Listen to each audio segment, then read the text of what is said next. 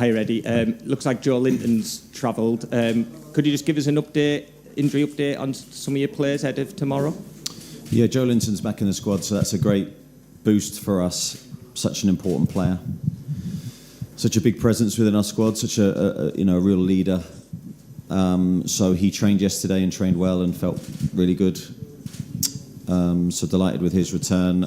No one else from the missing list, I think, has travelled from the last game. So we're missing, quite a few players, quite a few real quality players as well. So they're big misses for us. But we come in here good spirits from our last 2 games. Thank you. Gentleman in the middle. Yeah. You holding the microphone? No? No? On the front row here, please. Leyla Eminova, İdman Biz. Karabakh played against 2 English clubs. With Chelsea, the match was held in Baku, but it was some time ago, and with Liverpool, it was the most recent one. Which of these matches contributed the most to the team's preparation for the upcoming game? Well, both really, yeah. I mean, I've watched a lot of Karabakh, obviously, in the build-up to this game. I watched both of those games.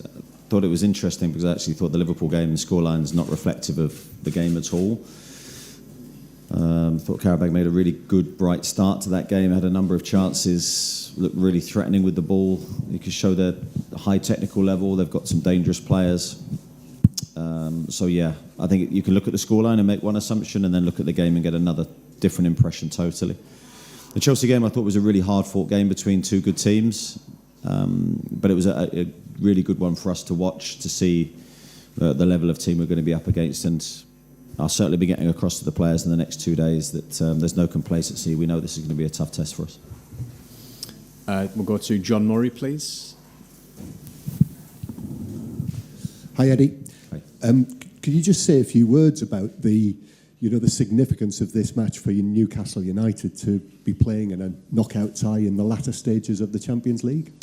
Yeah, I think of course, it means everything to us currently. I mean, you look at the history of the club, this is sort of a slightly new opportunity for us to get to the last 16 of this competition. It would be an incredible achievement.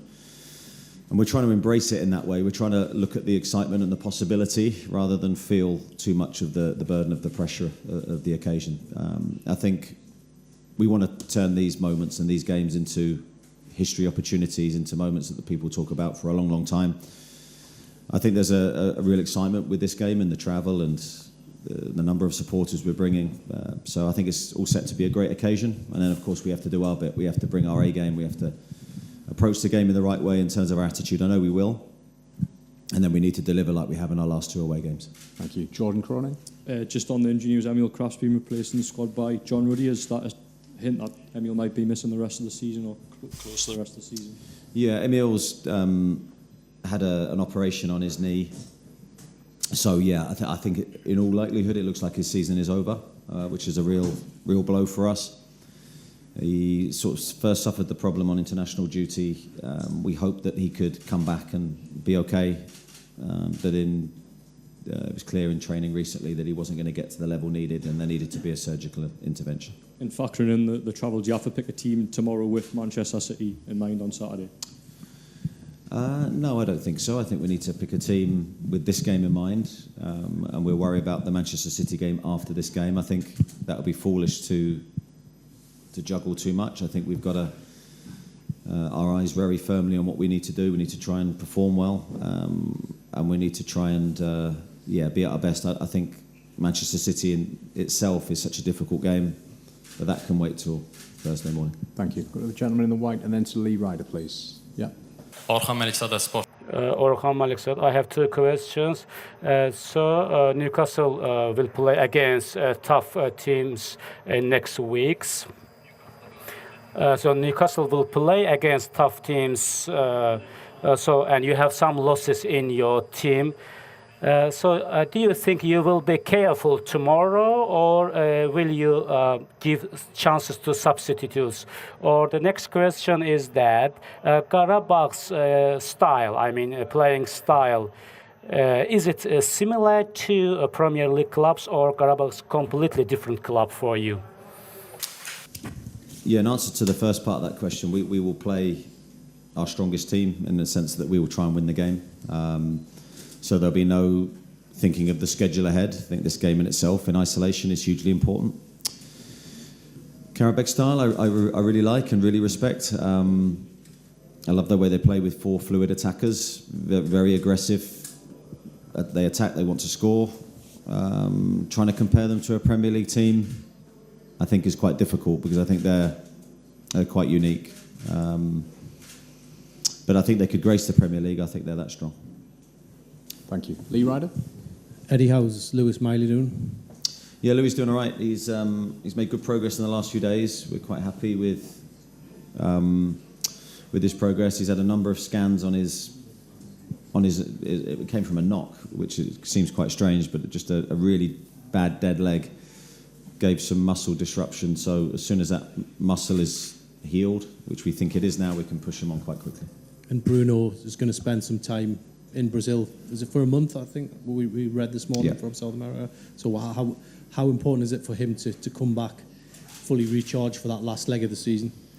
Yeah, massive. I mean, I think he spoke with our medical team, and we've been in consultation with the Brazilian national team. So he's going to do his first part of his rehab with the Brazilian national team, and then he'll come back to us for the last 4 weeks. So I think it's a good mix for Bruno, because in the initial stages he won't be able to do too much. He gets a sort of mental refresh while doing some good work, and then comes back to finish off his final part of his rehab. Thank you. Go to Martin and then to Dom, please. Martin. Hi, Eddie. You've always fought your way out of bad runs, and you've had the fantastic results at Tottenham and the big win at Aston Villa. What does that say about your desire and the belief of the players in you? I don't know. I don't know if it says too much about me. I think it's more about the group of players we have when they need to dig deep, when they backs against the wall, when they're being written off. I think they've got real strength of character. I think they've got real strong desires to represent themselves in the right way. Also, I think it shows we've got a really good team spirit and a really good togetherness in there, because I think if you don't, it's very easy for the group to become fractured and people to think in isolation rather than collectively. So I think it's been a really, really good response from an incredible group of players. And is there any concern about the impact of the length of the trip to get here and back to Newcastle? No, I think we try and take that in our stride. I think the flight over was actually very good. It went smoothly. Sometimes not the case, and it hasn't been the case this year for us, but today was good. We'll train in a second. Hopefully the lads will get the plane journey out their legs and we'll be fine for tomorrow. Dominic, please. Hi, Eddie. We'll be speaking to Anthony Elanga very shortly. He's been with you the longest of all your summer signings and still relatively early in his Newcastle career. How do you reflect on it so far? I think Ant's made really good steps. I think, firstly, just looking at his conduct and how he's come into the group and how he's trained every day, he's been the model professional. He's always working at his game. He's always doing bits after training to hone his skills. I think that's a great sign for his development. I think he will improve and continue to improve even more as we go through his time with us. He hasn't sort of achieved sort of the numbers in terms of the initial line of success that everyone maybe expected, but that gives me heart because I've seen his true character in difficult moments, and he's been a class act. So I think he'll continue to improve, and I think there's so much more to come from him. But certainly in recent weeks, I think we've begun to see really positive signs, and if you continue in that direction, I think we've got a great player on our hands. We can go to Gary Stonehouse, and then Gary, the gentleman behind you, please. Thank you. Mehmet Suleymanov, welcome to Azerbaijan. It's very interesting. So which football player can you specifically name that you think these players are especially important for you, that can be dangerous for you tomorrow? For us? Yeah, for us. Don't like to necessarily do that, but I'll play the game and I'll try and give you a couple. So I think for us on our side, without revealing my starting 11, which I never like to do, Kieran Trippier I think will be an interesting player for you to see because of his technical quality from right back, and also he's the only right back that we have, so there's a very good chance that he could play. And Sandro Tonali, off the back of his 2 goals in our last game, I think he's another player with brilliant ability, and he's in good goal-scoring form after his 2 long-range strikes. So hopefully that's the start of a really good run of form for him too. Okay, we'll take 2 more. So the gentleman on the front row here, please. Yeah. Just the microphone's behind you. Thank you. Sim Newcastle. Please. Yeah. So after you have been appointed as the head coach of Newcastle plays very well, and Newcastle has more achievements. Gurban Gurbanov has been the head coach for 17 years. So do you think, so of course everyone praises Gurban Gurbanov because he has been head coach of Karabakh for 17 years. Do you know something about Gurban Gurbanov? What can you say about him? What are your impressions about him? Because he's 17 years head coach.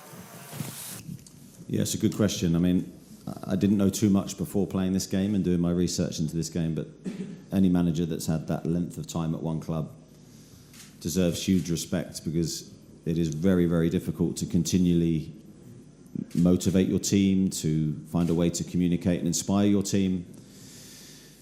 And also the continued success they've had, and to see them doing what they're doing now in the hardest club competition in the world is incredible, really. So full credit to him and his staff. But also the way that they've done it and the way that they play. As I said earlier, I think their style is really, really good to watch.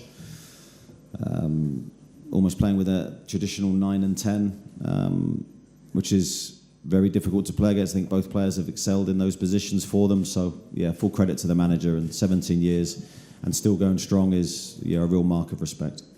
Thank you. The last one from the gentleman right at the back, please. Hasanov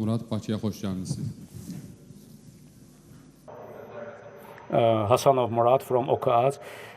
So you said that you watched matches against Liverpool and Chelsea. So would you like to identify some players in Karabakh, and maybe would you think about consider transferring some players from Karabakh?